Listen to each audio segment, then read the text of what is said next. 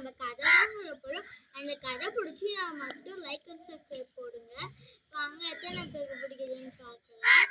ஒரு கிராமத்தில் ஒரு பாம்பு அடிக்கடி வருது.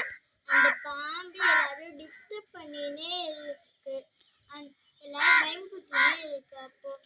அப்போ ஒரு நாள் ஜோசியார்கிட்ட போய் அந்த விஷயத்தை பேசுறாங்க. அப்போ ஜோசியாரும் நேர்லயே கூடி வராது, கூடியே எடுக்கிறாரு.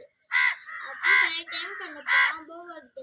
அப்புறம் அந்த ஜோசியாரும் அந்த கூடையை வச்சு அந்த பாம்பை பிடிக்கிறாரு. அம்மா அந்த பாம்பை எடுத்துன்னு போய் மலையில விடுறாரு. அந்த மலை. அப்போ அந்த ஜோசியார் சொல்றாரு. அப்போ அந்த ஜோசியாரு இனிமே அவங்கள யாரையும் டிஸ்டர்ப் பண்ணக்கூடாது, எனக்கு சத்தியம் பண்ண அப்படின்னு சொல்றாரு அந்த பாம்பு கிட்ட. அந்த பாம்பும் சரி சத்தியம் பண்ணிடுது, யாரும் டிஸ்டர்ப் பண்ண மாட்டேன்னு.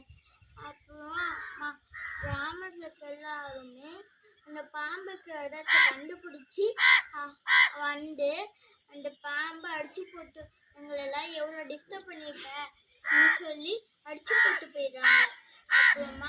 அப்புறம் அந்த ஜோசியாரும் அந்த பாம்பு பக்கத்துக்கு வராரு. அப்போ கிராமத்தில் இருக்கிறவங்க எல்லாமே அவன் அடிச்சு போட்டுக்கிறத பார்க்குறாரு. அப்போ அந்த பாம்பு சொல்லி, நீங்கள் நேற்று யாரும் டிஸ்டர்ப் பண்ணக்கூடாதுன்னு சத்தியம் பண்ண சொன்னீங்க. நானும் சத்தியம் பண்ணேன். அப்போ கூட என்னை அடிச்சுட்டு போயிட்டாங்க அப்படின்னு அந்த பாம்பு சொல்லுது.